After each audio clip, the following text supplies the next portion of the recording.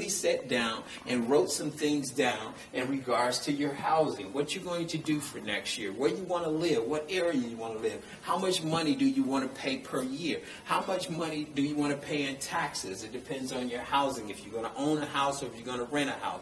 If you, as far as your food, what grocery stores are you going to shop at? Have you thought about that? What places are you going to go based on your economics, based on your money? So you balance out your money and you balance out where this is what my future is going to look like if I continue to invest in my plan. I have an opportunity to be able to succeed. So if you have an opportunity to succeed, where do you start? You say, well, Dr. Hutch, there's a lot of things going on in society. When we watch the news tell us a whole bunch of things, and the winter months is going to come up. The winter months are already here, but once it starts snowing, it slows things down. And then it's going to be a bad winter. It's not going to be the winter it was the year before. This was going to be a bad winter. So when there's a bad winter, we live in an area, as far as Cleveland, Ohio, is a place where a lot of people, as far as in the food business, don't like to distribute food here to this area. This area is pretty much red line in Cleveland.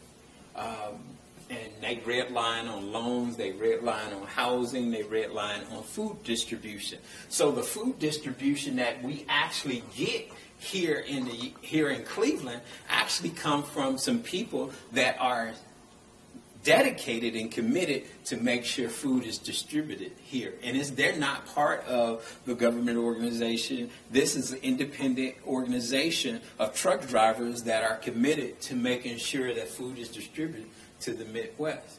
To the Midwest here in Cleveland. And I found that out in researching and being in the grocery business. I see that this is important. And housing. You say, I had an organization I was talking to yesterday, and a guy named Huey. I was talking to him yesterday, talking to him today. They have houses that they get, and they buy them in bulk. They get them directly from the bank. Once they get those houses from the bank, they turn around, and what they do, they put them on the market. They put them on the market to rent out, $1,000 down, $450.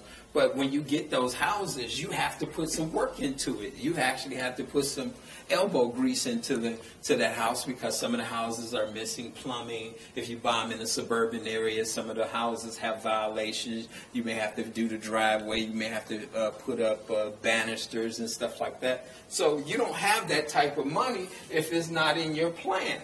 So what you're going to do, you're going to buy a house.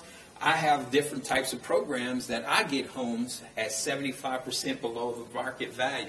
So 25 cents on the dollar, I can get these homes. And if you haven't understood or watched the news or kept up with the housing market in Ohio, well, Ohio right now, all the other counties have reassessed their values of their homes, except Cuyahoga County.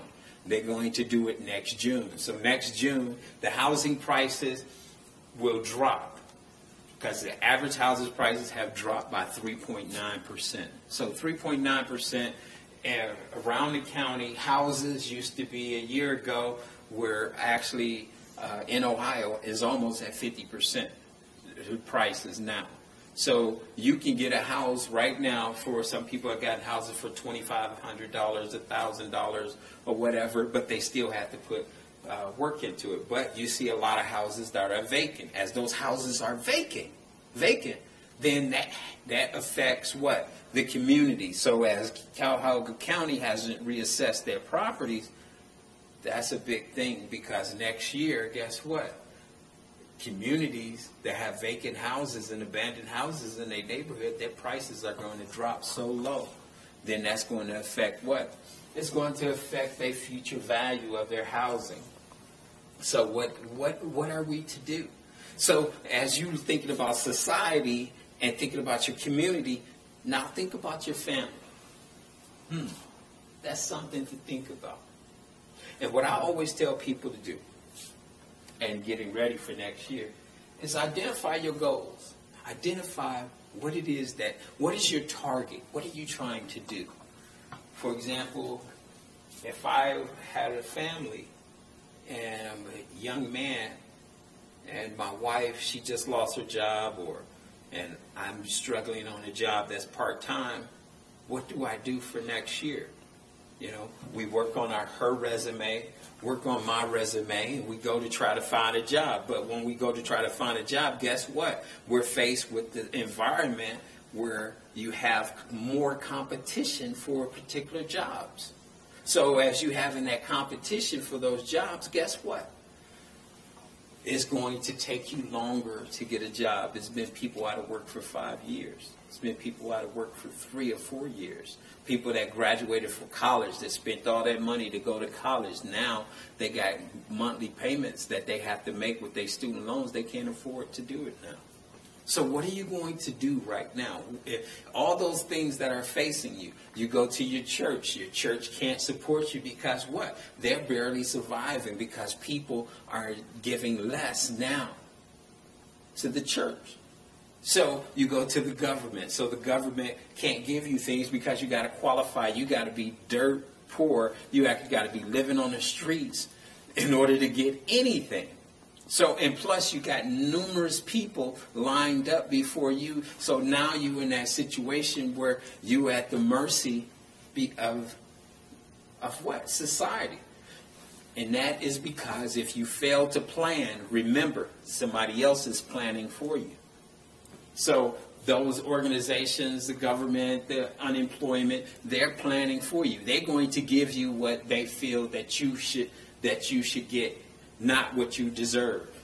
You have worked hard. You have done a lot of things. You have kept your head above water, and you want to be able to succeed. And what I talk about is being able to succeed and following the plan that God has for your life. God has for your life, not what you're going through right now. Because remember, when the winter and the summer and the fall meets, guess what? It becomes turbulence. You know, like you ever get in a plane and you're flying, it's because the cold air and the warm air meets together, and guess what? It creates turbulence. And if you feel yourself rocking and going through some trouble, that's the turbulence in your life. But after the turbulence, guess what? All you need to do is either go higher or go lower in order to get away from that turbulence. Where you want to go? And that's according to your plan, how much you invest. Or do you want to go higher so that you can actually get away from the turbulence? Or do you want to go lower, like I said, be at the mercy of other people planning for you? I want you to go higher. I want you to reach the higher level. Because God does things in phases. I always tell people, my saying is, understand your position despite your condition. Your condition will change, but your position will never change. Your condition changes all the time. That's why we go through seasons. When you meet people, you meet different people, and the people that you meet can change the course of your season. And you have to watch out who you meet, who you're dealing with, because you're protecting not only your family, you're protecting the community, you're protecting society. If you haven't noticed, you see a lot of television shows on television today about law enforcement shows, showing people getting arrested, showing people doing stupid things. Why? Because we perpetuate that based on our behavior, because we don't know what to do, because people who fail to plan, they do what? They fall victim to those things because of the turbulence in their life. And the turbulence is going so hot and heavy. Some people go to drugs. Some people go to drink. Some people decide to rob a bank. Some people decide to rob somebody. Some people decide to do home invasions. Some people decide to use other people, manipulate other people for their own well-being. And when you identify your goals and your target, you know exactly where you're going. You know that you're not going to get caught up in the rat race. But in doing that, you say, well, Dr. Hutch, how do I hit my target? I'm blind right now. You blindfold me, you spin me around, and where am I at? Am I still facing the direction that I was 6 months ago, a year ago? Where am I at? Where's my target? And that's why it's important for you to write it down and to set a timeline. When you set a timeline, you know exactly where you're going in a certain amount of time. You said, well, I wanted to start a business. Okay, I'm going to start this business, but I only have this much time to do it in. Because before I need to do what? Before I need to go get a job. Just before I need to do something. I still wanted to do the business, but I need to be able to provide the housing, the food. That's what I need. We need this. The average person can live without food for 4 days. Without food for 4 days. But you have water, you can still survive. But how long can you survive without having housing, adequate housing? When you don't have adequate housing, your life is unbalanced. You know, my sign is the Libra, you know, the balancing scale. You know, I have to be balanced in certain things. If not, and we all are like that, because I feel you should be balancing your mind, body, and soul. So if you're not balanced in your mind becomes what? Crazy. That's why God has given us a mouth. Our mouth controls our mind, if you never noticed that. You know, when you're feeling depressed or you're feeling upset or angry, it's your mouth that does what? It either aggravates or it settles. You know, people that can sing have a gift of doing what? Settling their what? Their mind. So, and then you have your body. Your body, how much food can you take in? How your health, all that stuff becomes an issue. Health insurance is expensive now. You know, taking drugs, you're putting yourself at risk. But because your mind is out of control, that's why your body is needing drugs. And you have the only way you can control your mind is by putting drugs in your body to control your mind. But the main thing that God gave you is your mouth. And if you can't use your mouth for the right thing, you're going to try to use your body to control your mind. And when you do the drugs, and the drugs, they'll do what? They affect your soul, which is your spirit. So now, what happened? You become spiritually dead. You become dependent on what? On something that's outside of you that you have no control of. And I'm saying this because a lot of people are in that condition. When you're in that condition, what happens? People can come in and take advantage of you, and you have no plan. And when you have no plan, your future lies in limbo. And the opportunities that God has for you, you never actually get an opportunity to take advantage of those because you're out of your mind. And when you're out of your mind, we have a problem with overcoming our problems in our family.